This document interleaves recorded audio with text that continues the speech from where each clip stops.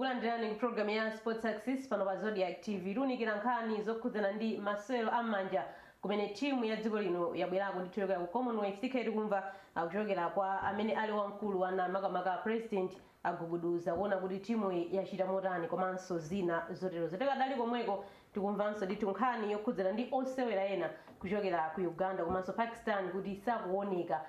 chimalizire ndithu mpikisano umene wa Commonwealth tiunikira ndi nkhani yotani makamaka kupitanso ku mayiko amenewa komanso osayiwala timu ya dziko lino imene ili mu dziko la Morocco tukamba za Scorchers yapanganso mbiri pamene yafika mu ndime ya quarter finals matimu okwana 8 ndi amene achita bwino tiunikire pamene akukumana ndi timu ya Ghana Sunday lino kodi akuyenera kukonza pati ndi pati kutengeranso ndithu ndi mmene asewerera ma group stages komanso sawananso matimu a Mighty Wanderers yakwati kuno ku Malawi ikhe ndithu kuseweranso ndithu ndi timu ya Simba mmene ndithu mukhafu sawananso atsikanatu a Silver Strikers Ladies nawonso ndithu akhala kumana ndi timu kuchokera ku Mozambique imene ndi Costa do Sol mmene ndithu mukhafu tiunikira nkhani zimenezi komanso zambiri dzina langa ndi Aida Mwambazi bwanji tikhale limodzi.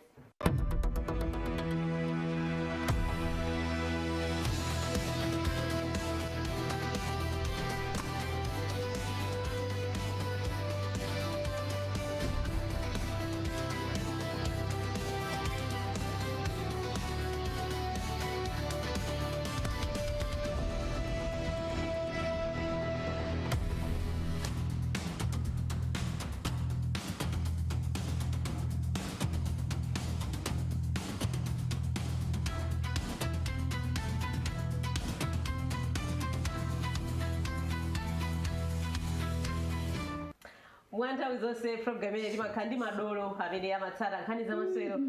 kupereka ndithu maganizo awo pa nkhani zimene tazibweretsa tindi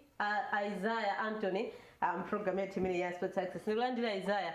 madzirani ziko mwambiri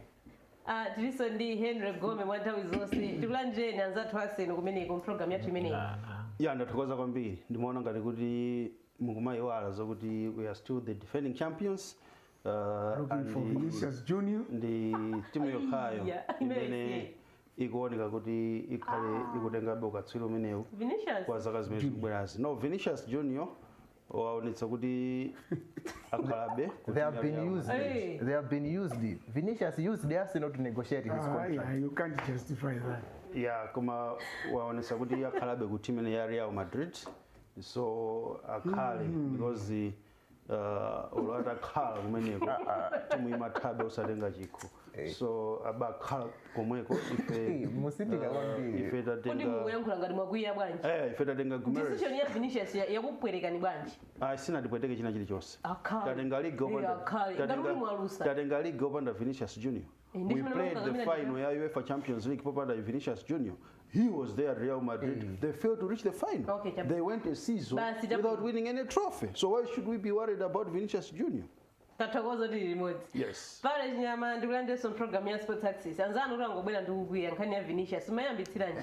Ayi nango kumbukira kuti inalipo nkhani imene panje. Vini wasorovita aya. But anyway, ndimene machitika mu mpira ma speculations amakhala Rodrigo samaneno takhoza kupita ku Real Madrid pano kana wasinta tabwa apita ku Barcelona koma zili bwino amene amamvesa chisoni nda Chelsea agula chimpukutu cha mapuleya as usual koma as usual ndi season ina yonse ndimene mapangira Chelsea kangani pano paro yini mapuleya over 38 amene ayi ndi contract ndi club so I don't know kuti de akumasiya mapuleya abwino kumagulitsa mapuleya abwino aja kumagula ambaye kuti mwina sawathandiza kodi ndingotengera record imene anagulisapo De Bruyne anakachita tiki Lukaku anakachita tiki Mohamed Salah anakachita tiki ndiye panaliso wina ndani kuti Mount chifukwa cha injury makamba nda Isaiah ndipule anso abwino amakatenga Garnacho so baja sikuwachoka siku zosota ali kuti pano wapita kwa Aston Villa baloni wali kuvila kuma ngati ndifuna kupita Chelsea abagulisa Santos kumani akagulisa Santos kumaniyo anapereka so yabuta Joan Mata koma akatero ndi amakatenga Club World Cup akatera matokatengaso Champions League zimateka amangogwera basi and akatenga basi no timu imasokonekera muligi pamaliza kati pa number 8 Champions anangopitira kuti mwa iyo World Cup ichi si ila 2020 last year imejara nangotengira tsomwana nde Chelsea amene timu amene tina program ine ya Sports Access kungoona abozi kwenda motani tikudziwa kuti ntwani pano ndikuti English Premier League khale ikubwera tione kuti kodi matimu akunzekera motani mmene tikuona ndithu osewera osiyanasiyana akusintha matimu kupita malo osiyanasiyana. Tiyambe ndi nkhani yokhudzana ndi ku Commonwealth kutengera kuti timu ya dziko lino ya Queens imene ndithu inalekezera number 7 pa mndandanda wa matimu amene achitira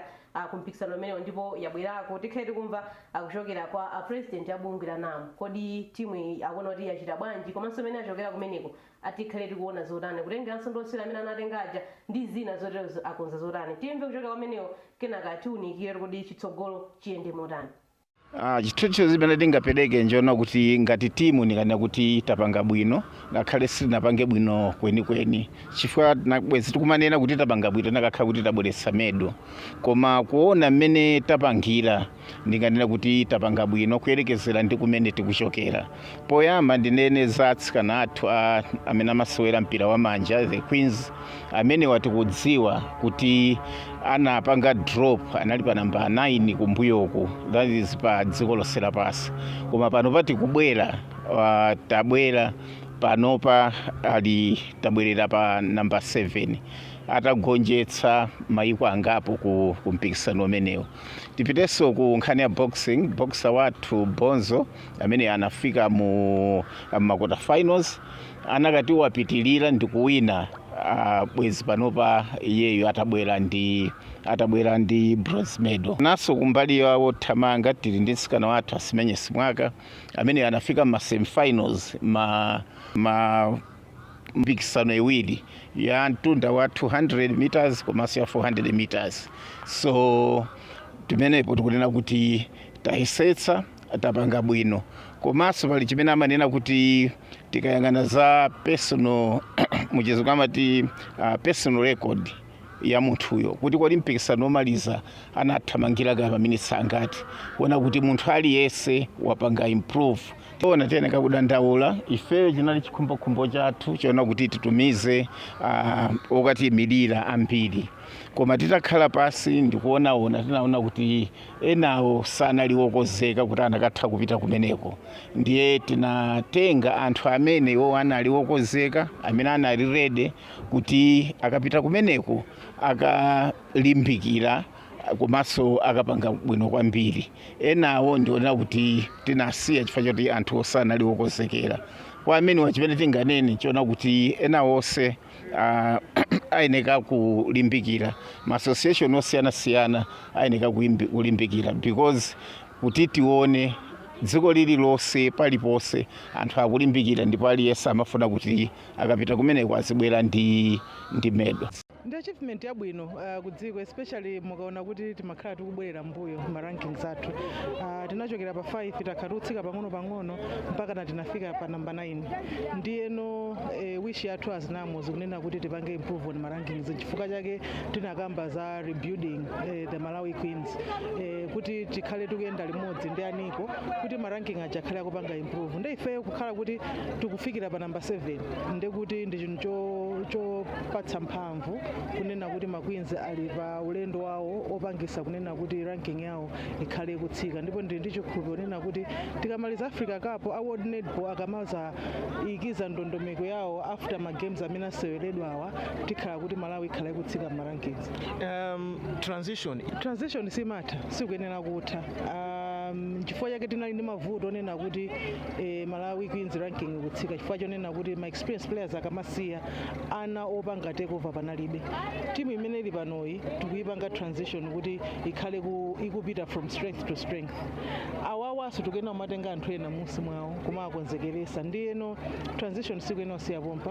chifukwa chake mukulu final season iyi tikhalabe tikuyang'ana atsikana ena komanso niko scouting program ijayi ikhalanso ikubwera mwezi omwe uno wa August. Njira yake ndionena kuti tikhalebe tikupeza maplayers ena ambiri kuti tikupanga wa train kuti azitha kupitirira kumaza asewelera dziko. Amene ndithu ndi Vitumbiko Gubuduza amene ndi president wa bungwe la NAM komanso tinamva kuchokera kwa Lieutenant Francis Kabuda Banda amene ndithu amafotokozako nkhani yokhudzana ndi ulendo wa Malawi Queens kuchokera Commonwealth komanso zimene awakonzera makamaka atsikana athu amene ndithu alekezera pa number 7. Last program yathu ya Monday tinayika nkhani yokhudzana ndi performance ya Malawi Queens koma pano tunena kuti abwerako tsopano akubwera kuno kumudzi kumenenso ndithu akhala kukonzekera zinthu zosiyanasiyana. Mwina nkuyankhulako zotani Isaiah pamene tawaona atsikana athu? Za usual basi. Uganda tsizira vatop vathu, South Africa tsizira vatop vathu. So the main positive thing imene taitenga kundonena kuti no akuti apezako maplayer amene akuona kuti akhoza kumamenya matournament amene akubwera kutsogolo chifukwa patsogolo pali kumenya African Cup of Nations. Yeah. Imene ukachitikira ku Kenya. So tatsizira pa number 7 mmene anayankhulira mphunzitsi wa timu akuti Adebro Full akuti mama timu onse amene anapita kumene kuja ife tokhanda amene tapereka chance kwa ma player amene ali achisodzera kumenya mu national team. So that was the positive thing imene tikhoza kunena kuti no taipezako tangopezabe kuti nomwina maplayer athu anali ndi ka exposure kuti no tamenya ndi matimu akuluakulu tamenya ndi Australia tamenya ndi England tamenya ndi South Africa ni matimu onena kuti no ndi akuluakulu ngakhala ina Northern Ireland tinawachinya koma no kumenya ndi Australia England South Africa exposure imene jayi kwa maplayer amene nkoyamba kumenya pa such big international level chinali chinthu chabwino kwambiri chongofunika kuti no maplayer awo tiakhulupirire pamene tikupita kuno tikamenya African Cup of Nations imene ikakhalenso ngati ma qualifiers opita ku World Cup next year. Yeah. Ndi zimenezo Henry mwina nkukhala ndi maotani basi timu yabwera kuchokera ku Commonwealth imene yachoka number 9 kufika number 7 amene tikuonera zinthu imene zikukhalira nkuwauza zotani atsikana tsopano? Yeah, I think nkhani yayikulu tinakamba kale in our previous program kunena kuti tikatengera overall performance ya athletes athu kumene ku season ayende because palibe athlete amene wabwera ku mendulo ina iliyonse. And tikabwera ku netball we said it here kunena kuti we expected kuti zinthu zikhala amene zakhaliramu because timakumana ndi matimu awiri amene timayembekezera kuti tikhoza kuachinya and tinachinyadi Northern Ireland komanso timu ya Tonga and then number 8-7 playoff tinakumana timu ya Scotland pamene tinamaliza pa number 7. So I should say here kunena kuti tikatengera head to head ifeyo Malawi Queens ndi maiko amene tikuwatchulawa ifeyo tili bwino record yathu kwambiri and that's why ndikunena kuti I wasn't surprised kuti zaenda moteremo because ndi mmene zakhala zikukhalira mbuyomu koma I think next time tikamapita mipikisano ngati imeneyi let's aim kuti tikachinye matimu ngati achina South Africa achina England achina Uganda amene panopo sopano atiposa size yathu, so we should aim to do that. For example, you can see team ya Jamaica, they reached the final panopo. They reached the final, in the final. So you can actually see good. It's last time we received a great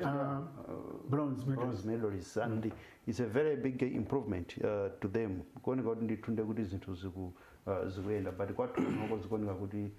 zinthu kweni but I know netball session Malawi yaika ndondomeko zambiri pakatipa ma training ama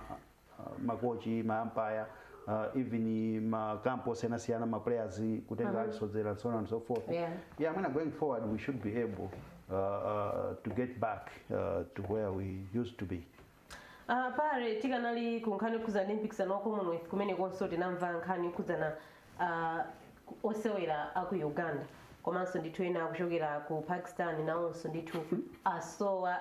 dziko limene la Scotland akuti chimalizireni mpikisano umene ndithu wa Commonwealth sakuoneka sakudziwika kuti ali kuti maiko awo ndithu kulemba mu masambo osiyanasiyana unena kuti sakuwaona osewera awo mwina ndi nkhani yotani kupita mwina ku dziko lawo mwina akudankhawa tsopano mwina akosewera wandi ali asadenkhawa asadenkhawa bwanji mwina mabaya mafamilies akufusa kudankhawa bwe kuchamuno ndikwa kwa chipimba m'maso siza chilendo izigona kuti apita dziko la ini ife tapita ndi chalichi njana chalichi kunyamuka kuno kuti tapita ku chalichi amene anaenda nakoza kupanga mboni Presbyterian Church ku US. Anthu mali kumaliza functions za church asake ni anthu sazaoneka. Amakhali kuti. Apeza zochita. Kodi nkhani yake makhazoda Apeza zochita. Sana so amenewo. Apeza zochita. Alimali mwafuse mwina azinzawo awo zili atsanzika. Akula kushe ngorona zi. Tili kwa kuti. Fight nanga opportunity yokuti ukapeze kama chima kayo vuta. So ina ndoti ananoti okay. Tikalowa ku bwanji ubu. Right? Tikalowa ku bwanji ziko limene. Nda upeza kwa I don't need visa. For visa yasuda ngakupatse yoti ngomenyera tournament yokali. Imakabe mwina open mwina for 3 months, 6 months or 1 year or 2 years. Right? Maka athletes ngarako zokapatse mwina 5 years. Anticipating kuti adzibwera samafunse. So sikuti asowa of course in the eyes of ainyake akudziwa ziti asowa koma mkhonzo lamene wawo atsanzika. Even in Isaiah ankhani ngati akuti akuitenga mwachibwanabwana pale akuti si mwachibwanabwana anthu asowatu. Ineyo mukazango panga mistake yonena kuti tsiku lina yake ndapita kaya ndi timu kaya kutiko komano kuzakhala kuti ndi ku Europe sinzabweraso basi sizabweraso. Aida izizi in terms of professional yasana malisa kuti sana chite bwino chifukwa anena kupita akachite kubwera soka panga ulendo wawo but akoze kwanisa ticket ya ika most of the rumors we don't know kuti anthu anapeza ntchito kali sito ndapeza ntchito ine ndifuna kutsutsa pone kuti akuti asowa eto akumalemba choncho tasowa yetu anthu wasana sowe anthu amtata afusa anzawo awo zoti atsanzika anthu amene munthu usungasowe ngati mene ulili Aida iwe sikosiro akanena kuti ku Scotland kuti sakukuona pene no mwina umaisa mafoni samatheka chati si sana pita suma pita ni mafoni eno mwina zimakhala common common kandi Commonwealth Games kandi ku Olympic Games amasowa ma athletes aku Africa ambiri amachuka amakhala kuno kwa Africa because tingani kuti amatsala komweko samafuna kuti abwerere kwawo amatsala ndaura akamapita makhakusekera zimachitika ndithu zimenezi goma izo chicho cha kunoko ndi kumene ma athletes athu amabwera onse komano maiko anzathuwa ma athletes ambiri ndithu amapezeka kuti atsala makamaka kuno ku Africa amatengerapo mwayi onena kuti apita kunja nanga abwererenso kuno and let alone umazapeza ena mwinaso akuthamangira maiko aku Europe komweko mwinaso ziko lomwelo kuti basi munthu wasintha maganizo because and mwina kwathu kunoko zikhuzokhala zovuta chifukwa ma athletes athu kunoko samachita bwino pa mipikisano ngati imene chayi koma amene amachulukira ndi maiko ngati amene Uganda, okay, Kenya, okay, maiko amene amachita bwino Ethiopia oti athletes awo amachita bwino so amapezana kuti apanga switch allegiance mwina ayamba kuthamangira maiko aku Europe you know so muona kuti maiko anzathu ajamakani amene ambirimbiri if you go to the United States of America unaona kuti ma athletes ambiri ena ndoti African origin ochokera kuno ku Africa okay athawa maiko awo apita kumene kuja because they want good life okay in the process akusintha allegiance and akuthamangira maiko aja now kuja chifukwa amakhala kufuna mamendulo basi amatenga ma athletes aja so izizi zimakhala common ya not surprise atsala konko ali ndizochita ndemwe ndi Malawi palibe palibe ine anthu abwino ine sinkhani yake ndona kuti sama wina ka ana kama wina bweza kumati iwe tatsala aya Malawi ndi amantha ine I'm sure kunena zoti anthu amene onedwa kuti asowawa mina mafamily awo akudziwa chimene chachitika ifeyo mina sana sowe atsala ndizochita kumene sana so ndi zimenezo ndithu zokhudzana ndi mpikisano umene wa Commonwealth tikhale tikumva kuitsatira bwinobwino nkhani imene kuli kodosera amenewo achapatipati akapezeka akutani komanso ngati maiko awo a Pakistan komanso Uganda mwina achitapo zotani nkhani yokhudzana ndithu ndi osewera awo kuchoka kumeneko bwanji tipite ku matimu a Ascent Academy kuchokera kwathu kuno ku Malawi amenewa ndithu anali ku Europe kumene amatenga nawo mbali mu mipikisano yosiyanasiyana nde inatengedwa kuno timu ya atsikana ya ana achisodzera imene ndithu inali ya ana osapitira zaka 16 komanso anyamata osapitira zaka 14 kumeneko ndithu anawonso abweretsa chikho pamene timu ya atsikana inakanika ndithu kupeza chikho tenga kuti inathera final inagonja ndi timu ya Bayern Munich tikaona mwisanabwerekaye pare Henry komanso Isaiah koma timve kuchokera kwa Atom Korongo komanso ndithu kuchokeranso kwa Favor ndi ena otero amene anali nawo pa ulendo umene kodi akuona kuti apindula bwanji ngati timu komanso tiyembekezere zotani kuchokera kwa ana amenewo tikuzana kuti ngati Ascent Academy ndifosangalala kwambiri ndi mmene anyamata atsikana achitira ku Europe kuyambira mmene analili ku Sweden kumenya ku Gofia ndi mpikisano wakulu kwambiri and anayisetsa mpaka na anyamata anatulukira mu semifinals atsikana mu round of 16 chimene sinali chinthu chophweka. Atachoka kumeneko anakamenyanso bwino kwambiri ku Ray Cup kumene kunaonetsa kuti anyamata awa anatenga mphamvu zina ndi mmene anaoneranso mpira wa Gofia Cup amene mpikisano wa Gofia Cup unapatsa ndithu chilimbikitso and unaphunzitsa zinthu zambiri anakapanga apply ku Ray Cup chimene china chinthu chosangalatsa kuona kuti anyamata anatenga chikho and atsikana analuza mu finals. Ascent Soccer ndi imodzi mwa academies mu Africa muno amene imatha kusamala ma players kuti muonetsetse ma players onse amene mwina akumenya ku Europe tinatengala ang'ono. First of all, and we feel really proud, very happy. We're happy to be back and now celebrate together with the other players from the academy and all of you. I think, the boys, they represented Malawi and our academy very, very well. And the girls as well. I think the girls' opponent, they were a very good team, so there's no shame in them finishing second place. I think it was just amazing for them to see so many different kids from all over the world and being able to compete against different players. Some of them, they were very big, so they give us a different challenge than maybe we are used to from Malawi. And really, they came together as a team, which helped them to overcome all the challenges they faced in the tournament to come out as champions. Well, we are hoping that this is an achievement that will also help them to inspire their dreams even more, so they can keep working hard every day in training. Ndinosangala kwambiri fuka joti takwanisa kupereka china chonse komanso kubweretsa chikho chimene chichi ngati momwe makocha athu amatuluzira pa ground kuti tizikayesesa kulimbikira kuyika china chonse chomwe tingathe kuti tipambane. Tinazikhulupirira kwambiri, choyamba tinakhulupirira wina ndi nzake komanso timazidalira wina aliyense payekha. Komanso kocha anatiuza kuti tizimenya zinthu ngati family imodzi zimenenso zinapangisa kuti ifeyo tipeze chipambano. Ifeyo kwambiri timafuna tazamenya level inake. Pena timakhumbira kuti titazamenya kunja komano ngati zizativute ndi kuti tizamenya wathu omwe wakunyumba kuno. Komanso ifeyo timafuna tizapite patali kuzathandiza academy komanso.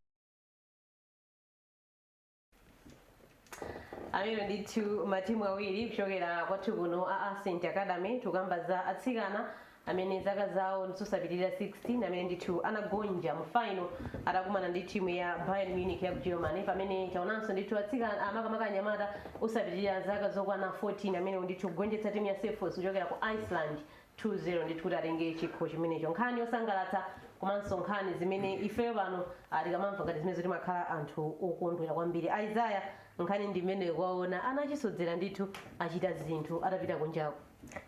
Ascent I think iwene ukhala example ya maakadami amene ngati dziko tikuyenda kukhala nawo. Chifukwa even panopa ukaona timu imene tikuyinyadira ya Scotia zimene uchita bwino ma player 4 ndo anachokera ku Ascent. We talk of left back amene timati Irene Kumalo who was from Ascent before kupita ku Silver Strikers. Tindi Letitia Chinyamula amene amenya pakati from Ascent. Rose Kaze asanapite ku France amenya ku Ascent. Faith asanapite ku Sweden Hungary should be Sweden amenya ku Ascent. So 4 mwayo ndono anakulira ku Ascent komano nditunena zono zopanga likulu atsikana mwina anayamba 2017 and the first player kuti anampanga likulu tiwo ngati Ascent anali Irene Kumalo amene amenya ngati left back wa Malawi national team. So ukhoza kuonabe unayo ndi anthu ene chimene akuchita achidziwa. So it's an academy owned by munthu otino ndi mzungu otino kwawo ndi ku England. Ukhoza kuonabe dongosolo wise ilipo kusiyana ndi mmene ife zinthu zathu timachitira. So we have to learn kwambiri kuchokera kwa even mu Super League pano pa muli ma player onena kuti ambiri mwayo ndo anachokera mu ku Ascent. You talk of Festus Drew amene ali ku Silver Strikers. You talk of Lamek Meat amene ali ku Wanderers. Even we are ku Bullets some of our Gens 11 amari Karambo was also from Ascent. So ukhoza kuonabe kuti kwambiri chimene akuchita achidziwa. We talk of amene anapita ku Germany mwisho muwango ndipo yaonera zoti anakulira ku Ascent. So ngati Ascent ndi timu onera zoti ndi academy onera kuchita zinthu kwambiri. For example yapita kunja yakatenga chikho kubwerako kutanthauza marimu amene anakumana nawo meja sophwekaso anakumana ndi marimu Nawo abwino. sakukonga mpira. Ana awawo tayamba kuwapanga expose at international level ali adakali achichepere, so akamakula akhabe uno they are growing in the profession. So tikamati mwina in the next 5 or 10 years zakhala na asset ijayo mwina yatipangira zinthu zochuluka kwambiri. Akuti izakhala yatipangira zinthu zochuluka kwambiri. Lizona Henry likamakamba zokhuzana ndi Ascent Academy akutengeranso ndithu ndi mmene yakhala ikuchitira kwathu kuno kumalawi. Yeah, in terms of football development, Ascent ikuchita ntchito yabwino kwambiri because monga amene wafotokozera pali ma players ambiri amene achokera kumene ku Ascent, and the good thing with Ascent ndiona kuti imapanga expose ma players wali ana. Look, apapa anapita kukamenya ma under 14 international tournaments amene wawo ndi matimu aku Europe achina Bayern Munich mene momo. So you can actually see kuti ana awa ndi kuti akhala akukula ali kale ngati kuti mpira kuziwa, okay, because that kind of exposure kuti azikula nayo, and the good thing is kuti amapitapita kumene kuku, and because of mwini wake being kuti swa kuno kumalawi komanso amaoneka kuti ali ndi malink osiyana-siyana, because if you look at ma players ambiri amatha kumapezera mwe kumapita kumene kuchokamenya. You look at those girls amene achoka ku Ascent kupita kukamenya kunja, you talk of Faith, is mentioned of Rose, okay, ndi chifukwa chona kuti mwini wakeyo ali well exposed, amaziwa kuna kuti asikana awandi khuza kuwapezera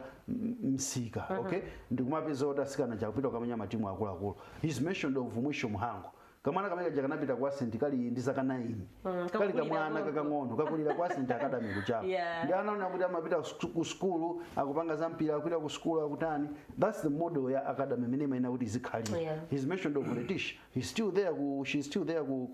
Ascent Academy, okay, amakhalabe konko ani ma hostel wawo. So ndizijazonena kuti it's a good model ya academy imene ikuena kuti izikhalira, okay. Nde mwina going forward izi zomangoti mwadzuka lero basi aida academy zimene zizofoma ziwunika bwinobwino, because pali makadami ambirimbiri tinangala kwasojani pamene okay, makadami asoja chukula aida pali makadami ambirimbiri. We had Shore Stream also, it was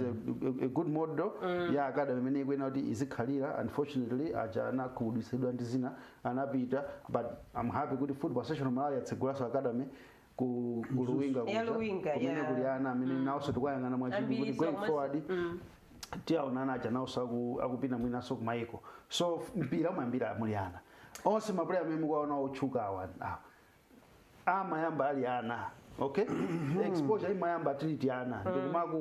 ndikumakula nawo mpira ucha. Simukatenge lero mmene alili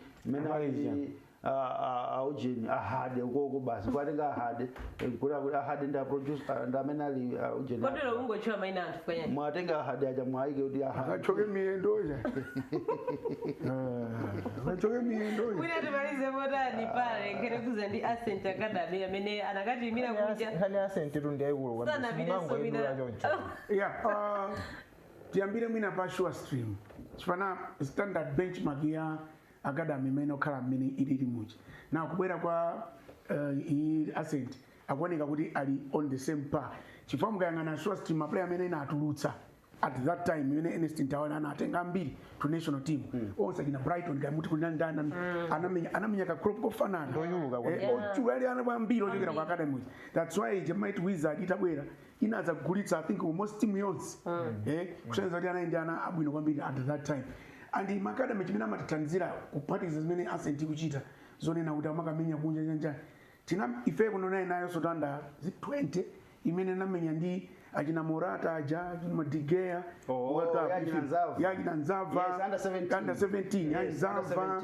Bruno Milanzi Francis Mulimbika ngati Milanzi amanapanga matama pano 19 yapo eneyo Digea pagolo atamenya ndi Spain. So that under 17 it should have been a model kuti under 17 imene china yalipo ndoti ikuchokera mwina kwa under 14 azi metaonina papam. So mafuna kuchita konka kwambiri ndi government natural so za Shore Stream kuti that was the standard benchmark, and then yabwera iyi ndoti tili pa level imene masompenya yake timakamba outside this kuti awawa tusikuti akupanga zaife per se no sutangubwera zochita invest kuti Malawi ipindule on this one akupindula ndi ndani adzapindule ndiyo cha pamapira chifukwa kumene wachoka kuja anatenga ndalama zakubwera nazo kuno investing in these anawo mwisho cha suta anangopita paulere they must have ali ndi return imene izibwerera kutapa nthawi zambiri gomezi zimachitika kuti developmental fee jamapatsana kunja kuja amayikira kuti in the period mwakuti muzitipatsa mwakuti ngati azipitira panga chakuti muzitipatsa mwakuti so all these suti faith angakhale waulere unoji kuti basa ngwambulitsa sizingatheki ndiye kuti accent ichipo chimene kupindulanso kumene kuti of course why shouldn't they benefit yeah they should benefit I mean pale ujeni mpira it's a business business ya mpira Yes. ma players yeah that's why I'm saying kuti anthu awo asuda abwera kuno kuti ndopata nzeru sangachoke ku England iwanena kuti ndo anthu anyenda seya kuno sangachoke kabweretsa uno ndalama kuti azangoti thandiza ife yonke osatheka abwera kuti nawonso apindule mene unatchula mwisho janazo kuti kumene kuchanga ngati anapita there must be a clause imene anapita kwenje kuti kumene anachokera kuti azilandira kenakake yeah so they are doing two things at the same time developing my players kuti azipeza ndalama komanso at the same time amene azikhala what you call managers kapena ma scouts akamapeza nawo amakandi a certain percentage imene idzibwera to them now izizi ndikunena kuti Malawi amene ali ndalama they can go into this business kuti akhoza kumathandizira ma player just like many atsegulira farms for farm chito yawo ndi imene yoti ili ndi capacity to develop the youth komano as a country nonso pano ife ndamene titapindule kwambiri as a country chifukwa ngati mukunena za netball kuti kuli angapo amene achokera ku Ascent ndiye tikunena za mwisho amene achokera ku Ascent so women's football yeah nana kuti women's football kwejo ngati kupeza kuti kuli ma talent kuchokera kwejo ndiye kuti ni mpata wakulu tukoza kuchitika and mind you awawa angatanga khale ndi ma rivals awo mtsogolomo amaina anachula za kuti sikungozuka ngoti lero Gome Academy Aida Academy hata Isaiah aongozemba yanatuluka po atatu you remember anatuluka alipo siringachule maina alipo Academy ambi ineni masiwa atatu sinduzo ngatalipo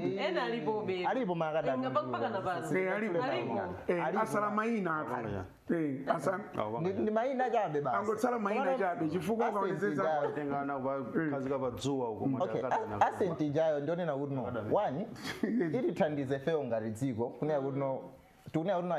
aindi exposure kwambiri like malinks kuti no akhoza kuwatumiza maplayer kupita kukamenya ku Europe so if you have maplayer mwina 5 kuti amenya ku Europe tukamba za scotia zimene uchita bwino iyi tikuchita bwino ife no we have world class players titakhala kuti no ku Flames nakonso kuja kuli world class players tikhoza kuchita bwino fa player amene wakulira ku academy at least even ball control yake sungaifananize ndi munthu ono chifoti anachinya bullets amamenya ndi timu yake yakumudzi koko ndi mwantenga kuti akamenye Super League so kwa Super League zimatero I'll give you an example ndimezi machitika recruitment ya ku Malawi sunga invested I'll give you an example onena kuti no we have James Lumbe kwekhaya uzamuonere mene amapangira ball control even first time yake ndionena kuti umachita kuno kuti munthu uyu anakulira ku academy so James Lumbe was also from Ascent Academy siri majaji asona fima kuma control kulibe ma academy ari control imenya pano kugwerapo mpira penga munthu amenya control ngati chimpira changu menya ntengo basi chakagwa koko no you talk first time ya player ono uyu munthu ono wakulira ku academy umatha kuiona bwino komanso imathandizira uno munthu ngati wakulira ku academy sungakhale age cheating kwambiri fine munthu ono mwakauti mukumpanga 4 so kumalawi uno zimachita kuti munthu wayenza ka 20 auruzera ayenza ka 17 no imene jarusuna maplayer mwito sanga kuti achite cheating administrators akufuna result ndamatatu amona ndi wabwino timusiye ku region ya ing'ono akati menyeni yoze get ma result so maplayer oti akuya ku academy mmapanga 4 James Lumbe one time game mene mamenya ekhaya ndikaronga someone ulira monika ngaronga I was like no this guy is just I think we're ngati 18 ngati 19 so ndipo no khoza kumpanga 4 bwino atati kwaruka pano pa khowa ya under rent James Lumbe khoza kupita ndi zimenezo ndithu za Ascent Academy ndikuti anthu osiyanasiyana amene amakonda masewero tikuphunzirako ndithu ziwiri zitatu tikutengeranso kuti zikuthandizanso dziko lino kuti zichita bwino masewero osiyanasiyana kuyambisa academy kumakeka zimbuzi zokumba tinayiwo chiona koma academy zikhala ndi mafacility oti mwana wa zaka 9 can be comfortable osati kungopanga we need anthu akakhala mupite ku Ascent mupite ku Luwinga these are the facilities that we're looking for. Academy rundi academy wose matsiwe. Okay, ma football academies. Ngani academy ikuza kutenga nthawi yake. I think does football association regulate this? Because they're supposed to. Simungangodzuka lero basi muri mwambisa academy. Bari na magada. Basi muzika ari kuri academy ya Nyausitobwa. Pachani bakati. Akuponera Nyausitobwa. Academy Chapino ngani academy kuti tiyambe ndikoti tikhozofika mpaka na wiki ya mawa kutengeranso kuti mapanga evolve zinthu zambiri ndipo amene akufotokozera pale Isaiah komanso Henry zimafunika abe ndithu kuti pazitsalira malamulo oyenerera njoyenga yoti ziziyenda koma tipite ku women's football kutengera kuti timu ya dziko lino the Scorchers ikupitiriza ndithu kuchita mbiri yabwino kupanga mbiri yabwino pakadali pano ndithu yafika ndime ya quarter finals kumeneko ndithu ndime imene mumakhala matimu okwana 8 amene anachita bwino kuchokera ma group stages. Timu yathu inapambana ndi timu ya Morocco 3-2, inapambananso ndi timu imene ya Egypt 3-1 komanso ndithu inagonja ndi timu ya Zambia 2-1. Zimene zinapangitsa kuti ayang'ane head to head imene ambiri samayimvetsetsa bwinobwino kodi zakhala bwanji kuti timu imeneyi ipitirire kutenga kuti agonjabe masewero omaliza koma 6 points ndithu anapanga tali matimu atatu amene tikuyamba Nigeria, Malawi ndi Zambia. Ndiye kuti pakadali pano imadikira Ghana imene ndithu yafanana mphamvu ndi timu ya Mali. Tikukamba zokhuzana ndi quarter final imene ndithu iliko Sunday 10 o'clock pamene timu ya Malawi ikhale kumana ndi timu ya Ghana. Tikunena Isaiah tikupitirizabe tsiku ndi tsiku Malawi yatere ndikoyamba kupita ku AFCON koma ikutionetsa ma results amene ali abwino amene tikusangalala nawo pamene tikukonzekera quarter final mwina tiyembekezere zotani komanso osewera nkuwauza zili ndi zili kutengeranso kuti ndi ndime inanso imene ikuonekanso kuti ndi yayikulu. Choyambirira tinene kuti tisangalale chifukwa tafika quarter finals palibe munthu amene anatipasa chance yonena kuti tikafika quarter final potenga ndi group athu chamene munali Nigeria, Zambia, Ghana, Nigeria, Zambia, Egypt ndi marimu onena kuti tisanayambe tournament they had an upper hand over us. Nde kungofika quarter finals ndi chinthu chabwino kwambiri chifukwa komano chinthu china nchoti anthu we should develop a reading culture yonena kuti tiziwerenga kwambiri tisamakhale ngati kuti basi zikhanga tizongodzidzimukira fa zimene zinachitika that game zina zinthu zonena kuti zokhumudwitsa kwambiri fa anthu ena it was like kuti ena we started reporting Malawi are out tisanawerenge kuti even mina Malawi aini yake face even yake fail tinayo notisa kudzori chimene chikuchitika ndi yani koma it's something that we need to develop. Let's develop a reading culture koma anthu amene opanga organize ma competitions. Let's make sure ma rules and regulations ama competitions azikhala available anthu aziwerenga kuti kodi I remember Eugene interview ya coach wa Copa Queens imene wakambaya ndikumbusa Eugene interview ya coach wa Copa Queens akunena kuti madabwa kuti why is it kuti Zambia ndimene yatuluka marules awawa akubwera pano pafika chani marules before the tournament was inaugurated mene mayamba marules analipo kale and akamaika table ija pansi pa Jamaica tusoma. That's why ene ndune azono we need to have that reading culture for even kwathu even locally zinachitikapo game ya Brigos ndi Sivo passive zinachitikapo we know kuti mweyalo mmakhala wegolu komano after game zinapeza anthu tabalalika tisakudziwa so ifeyo tingosanga kuti tafika komano let's develop that reading culture. So tumenya ndi Ghana yonena kuti ndi timu yabwino papepala tikaiona ndono ndi ifeyo wa Germany yabwino they are better takumana nawo kawiri anatimenyapo 3-1 atimenyapo 4-0 so tumenya ndi timu yono generally ndi yabwino kuposa ifeyo komano tisazitang'anire basi unena zono tumenya ndi timu yabwino we have done zinthu zonena kuti tikhoza wapanga upset tumenya ndi Ghana chimene tiwangana kwambiri njono not only in semi final we want to qualify kuti tipite ku World Cup chifukwa tikaluza papa ndono kuti anthu zotimenya ma playoffs kuti tipite ku World Cup so ma playoffs nthawi zonse amakhona ndi trick you can't predict 50-50 so apapa zungu ena zono ma players adziwe zono this is our final iyi ndi game imene tikumenya ngati final tungu ena zoti tiwine tipitilire tifike semi final tikafika semi final kakwina kotiruza kasi tibwesa chani zibe ntchito koma nkhani target kwambiri ndiyoti tipange qualify for World Cup tumenya ndi Ghana first game anawina ndi Cape Verde 2-0 then anazaluza ndi Cameroon last game anapanga 1-1 ndi Mali ku tournament usanakhale at their very best ngati mene timadziwira chifukwa nthawi zambiri I think before about by now ndori amenya game 15 ndori angoluza magame awiri oka so koza wono ndi team yabwino kwambiri very and we need to be our very best kuti win komano ndikukhupira red card ya Rose alufandika mwina ikwena zoti ikhale mwina ngati sina I don't know abapa ndori yatha so chifukwa kusowa kwa faith kodi inatipanga affect ngati muone game ya Zambia ijayo kusowa kwa faith pakati tunaoneka ngati uno there was that big gap between midfield ndi ma strikers awiri anamisa kumbuyo so yeah faith played as a center anasewera bwino yo anamenya bwino kwambiri and mwana ndendeka runda amata I think Bright ama mucho ni Mai Malawi so yeah Mai Malawi vanova ziksola lowaso dzina she's indeed Mai Malawi so ukoza uno ni munthu no kupata kuti anamenya bwino even character wise akamasewera umaita uno munthu uyu akupsya mtima for team ikuluza we liked that creativity so tuone kuti mwina akazapezeka pa game ya Ghana awina azapezeka midfield osati ngati kumbuyo minana na game ya Zambia mwina Henry approach ikhale yotani kutengera kuti mwina team Zambia tikupita mu quarter final imene ikuoneka sole ndi stage inaso yovuta kwambiri kutengeranso Ghana imene akhale kupita ku AFCON mwina atenge approach yotani kutengeranso osewera kuwauza mwina in terms of mentality yawo kaganizidwe pa ground kutengera ndi umene akushokera umene akupita. Yeah, this is a must-win game for Malawi because the target imene tinganene kuti khumbo limene linalipo even kuchokera kwa President of Football Association of Malawi Fredwood Haya makhala kunena ndithu kuti khumbo lawo ndona kuti timu ikafike semi-final ndicho kanjona ipange qualify kupita ku World Cup. So panopo mwayonena kuti timu ikhoza kupanga zimene zozo wafika pamene tikumana ndi timu ine ya Ghana pa quarter final stage imene iyi. Mukaiona timu ya Ghana ndi timu imene ili yamphamvu imaoneka ndi yamphamvu kuposa because iwo akumpikisano umene wa AFCON akhala kupita think about 9 times champion mpikisano umene akhala kupita kumene kuku and ndi timu yoti chikho chisinatengepo yayi ngati anachitapo bwino kwambiri nthawi yake I think that was in 2024 pamene anamaliza pa number 3 kuwina bronze medal atagonjetsa timu ya South Africa I think game inasena chama penalties kuti atenge bronze medal kumaliza pa number 3 kumpikisano umene wa AFCON South Africa nthawi imene ali ma defending champions but tikatengera kwinaku ndiona kuti yes amafika ndithu ndi mmene chani ndi timu yona kuti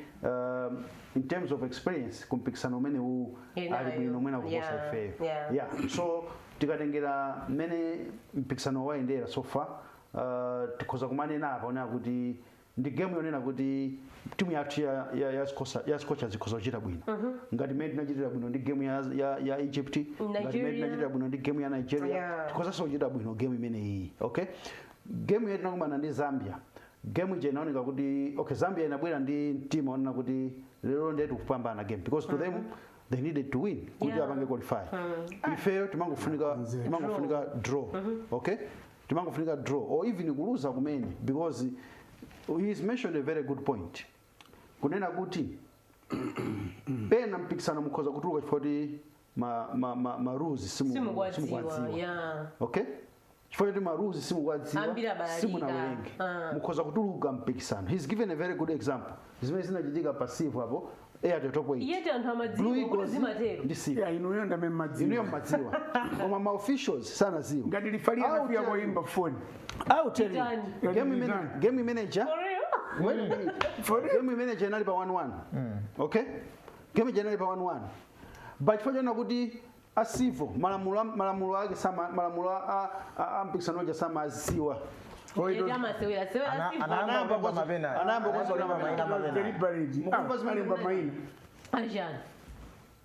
anayamba kukonzekera mapenalty ndikuyamba kumachotsa ma players ena kumaika moyena mamota apange zona kuti game ife tikutuluka anakati malamulo akwaziwa anakaziona kuti game imene ili pa 1-1 ife tikutuluka ndiye tipange zona kuti tinye chigoli okay isafike so kuma penalty fika palibe zoti ifika kuma penalty kulibe ife papa tatuluka koma chifukwa kuti malamulo sakwaziwa zimatha kupangana effect kuti mutuluke mmene zinalili ku AFCON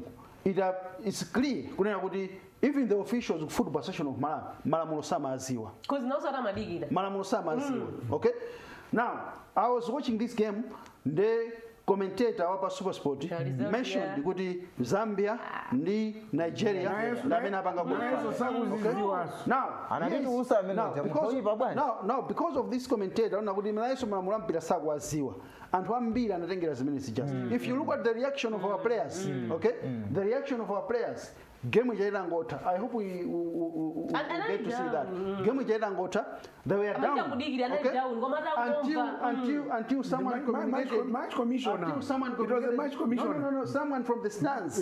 pajapana ima support atu bacha ndikwazo notapanga qualify namba kusanga meaning kuna kuti even the technical panel did not know game mene inali pa 2-0 malamulo mpira akwenda bacha okay so I should say here kunena kuti it's very important kunena kuti tikapita kumpikisano ngati mpikisano wina uli wose malamulo tizaziwa someone called me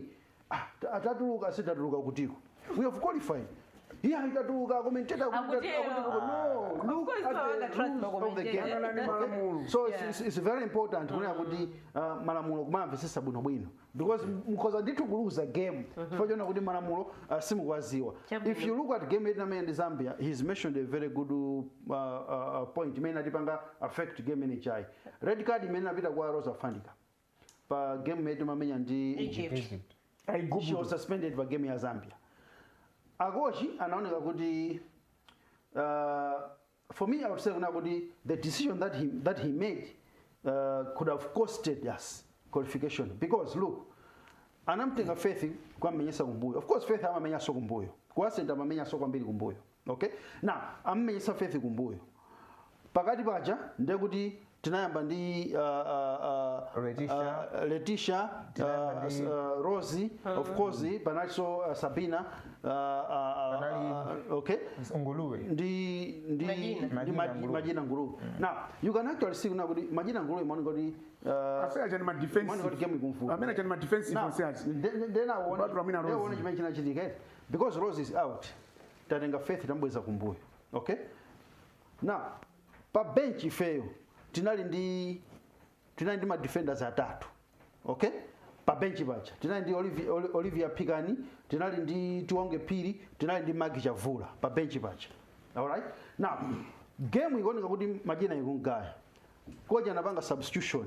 kutusa Majina ndikubweresa mo ndani Tendai San sana malize so game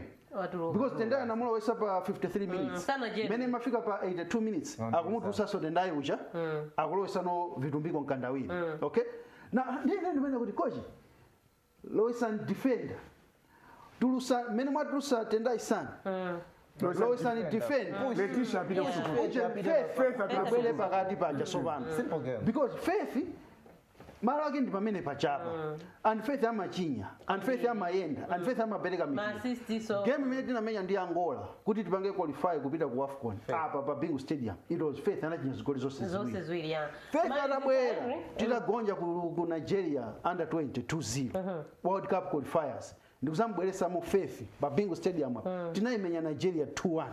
zigoli zonse anachinya Faith okay komwe ku AFCON wachinya game ya Egypt so that Faith akakhala pakati pa japa you should be assured na kuti china chake chikoza okay china chake chikoza kuchitika so wandifunsa na kuti koda approach ya game ya Ghana encourage even if atakhala kuti I think red card you miss game imos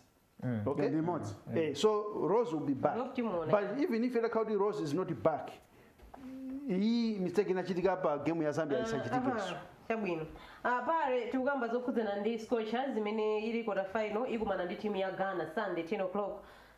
approach ikhale motani ma minutes uchipachapa ino anabwera producer kuti nthawi chilibe koma tiso ndi ma issues ino tikambirani I think ipopeza mbiri zankuida tingonena kuti ma player achose mantha a game yo achose so excitement yoti tafika quarter finals aiganizire game imene ilili chifamina kozokhala excited kwambira kozokhala technical yeah kuti apa pamene so ukaka excited ya technical field inyiso makaya excitement ikoza kula kisanga limene nachitira munji zimanena gome kuti chimene chongo mpatsa Faith tamenye kumbuyo tinakanga tazipasa mpato tizingokhala kumbuyo uja mpira usamai for the ball player ndiye uja amapezeka box at any point so zikungofuna feeding yathu ikale yabwino kwambiri yonena kuti tikachita attack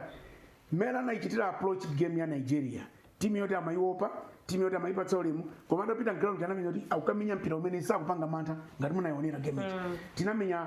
mpira tikozona kuti an orthodox football sitamenya yoti uziyenda chonchi uziyendachi amangomenya ma space relying on the speed ya maplayers ati so iyiso mwina amene akupita apapamo asayang'ane kwambiri ufuna kuchita qualify world cup ayang'ane tipanga qualify semi-finals and tukamenya ndi Ghana ichi ndiyoti akhoza kuyichinya amene ndaonena kumenya ndi Mali right amene ndaona kumenya ndi Mali akhoza kuyichinya if they can plan well ndizoteka and iyi ndimene akuiti Cape Verde ya ku Africa Malawi yati leo ina ku Nigeria ya ifeno tapita sanduka sina pange za ku Cape Verde. I've liked the Nigerians mene ai gomera Malawi mene ai amikira Malawi chipa mafuzo tikodi ku Malawi ku olo internet alinayo ari kumafuzo yonjoto ari ku Malawi kuli so ananena of course amanabwitika yati kudabwitsa kuti tingafike pochinya Nigeria ndizimene mafuzo kuti uyu urenga Europa faith akuti uyu imeyo ndi one of the things oti sakumvetsa tikoza kwami so Ghana ikamapita kuko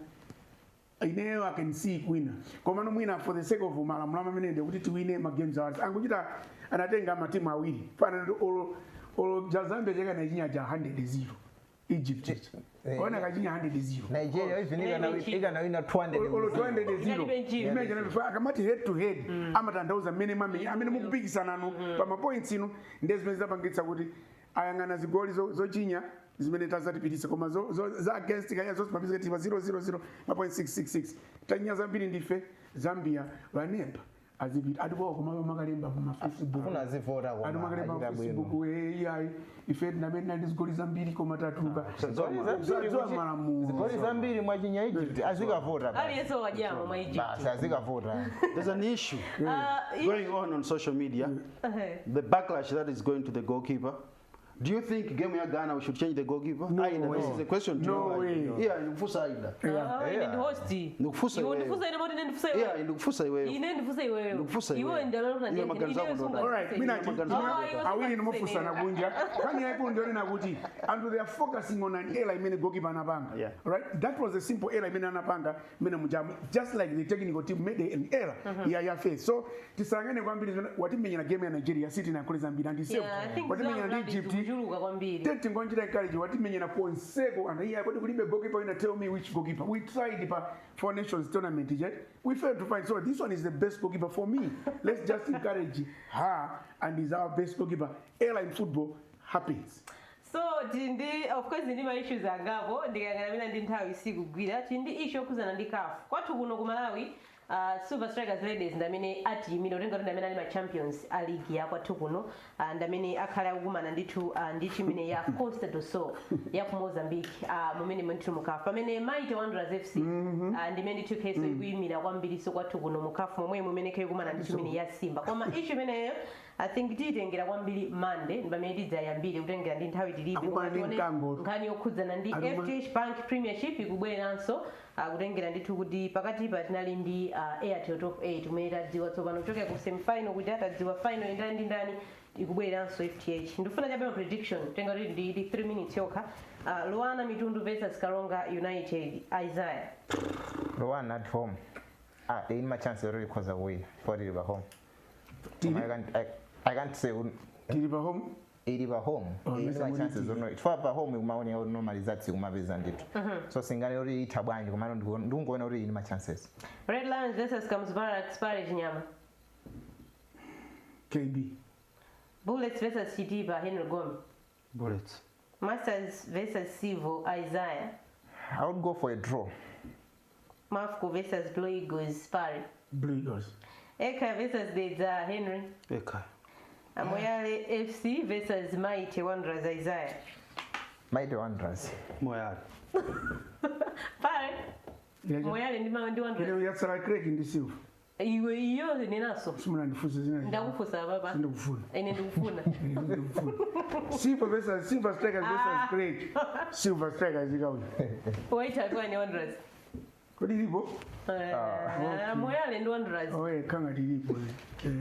a prediction ndio mwe Henry Silver Strikers ikawina Wanderers Silver wina Isaiah silver wina kudutsa muzo wawo iya ndi Craig Craig kudutsa muzo wawo ma Craig yomwe tamenya ndi Dedza tizibe Craig eka yomenya ndi Dedza Dynamos koma eka yasina winepo pa Dedza Dynamos so we don't know eka yakumenya ndi chani Dedza Dynamos ndi Dedza Dynamos ikumenyera ku Dedza Blantyre no Blantyre ikuyenda Dedza ikuyenda aya maraja ali pampira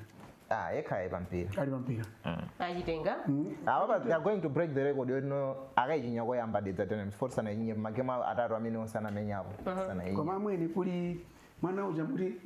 tatenda katani Baraka wina wake sakumenya ku tatedwa wirati achimwene awawa kakhaledi pampira otherwise akoma ina go for Dedza sakupanganika tubayo umona I'll go for eka I'll go for Dedza sakuzwa chimene imene simana ndi pasetu imene simana dango ilo yapo umene wairo kuti wasangaiti